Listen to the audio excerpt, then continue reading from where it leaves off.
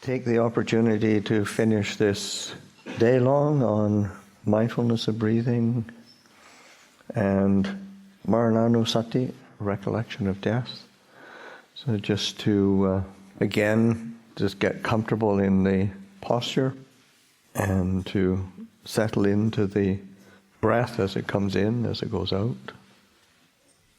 And to allow the day to wash over one. I think we've had a really rich day of reflection, contemplation, discussion, and there's many, many, many themes to bring to mind in the future and to use tools that we may have picked up.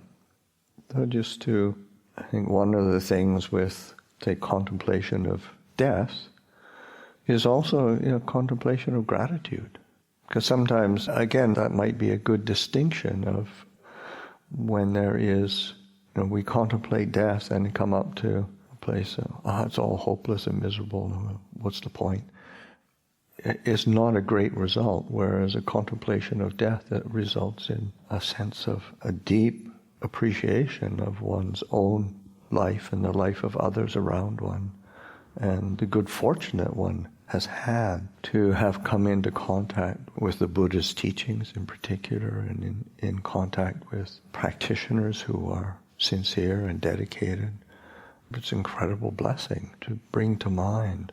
So that, I think that's how does one facilitate that response or that result? So a lot of it is just sort of planting the seeds in the mind for those, recognizing that, that's a really appropriate result. The mind, for any contemplation in the Buddha's teachings, it should end up in increase in wholesome qualities and a decrease in the unwholesome qualities. That's just sort of a kind of basic bottom line definition of right application of our effort.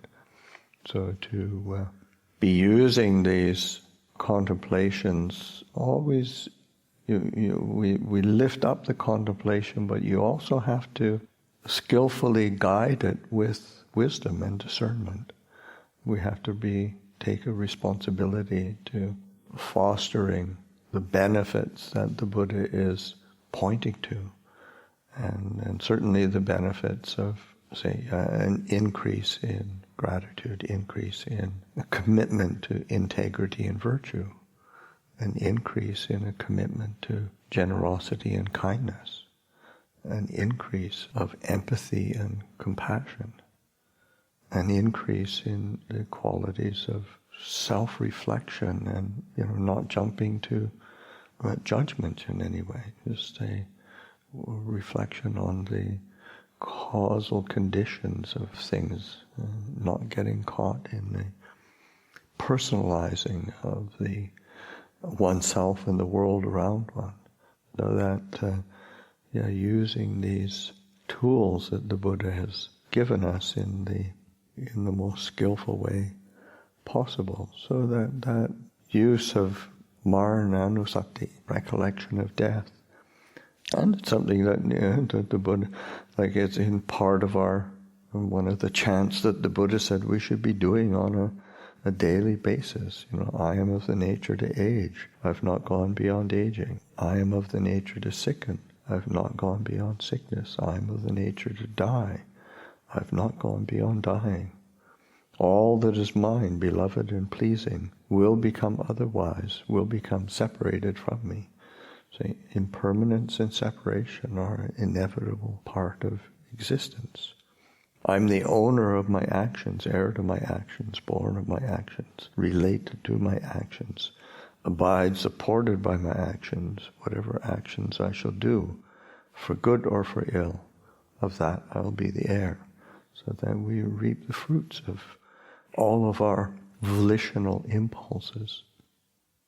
So that using mindfulness of breathing, which is a calming exercise, an exercise that facilitates awareness and clarity of attention, and a recollection of bringing to mind of themes that help to support a growing in maturing in truth, in wisdom. So it's just the using these tools, and they are tools. And a tool is something that you experiment with and apply and gain proficiency with over time.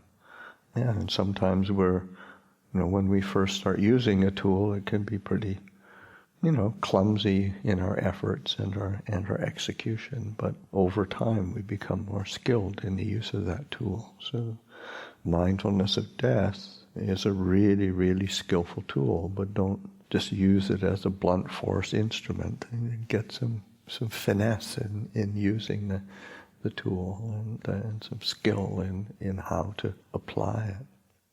So you take the opportunity to just sit quietly for this next little bit, 15 minutes or so, and allow the mind, of course, bringing the mind back to the breath, but allowing the mind to what pops up, reflections and perspectives that were useful today, and to delight in that. So sit quietly.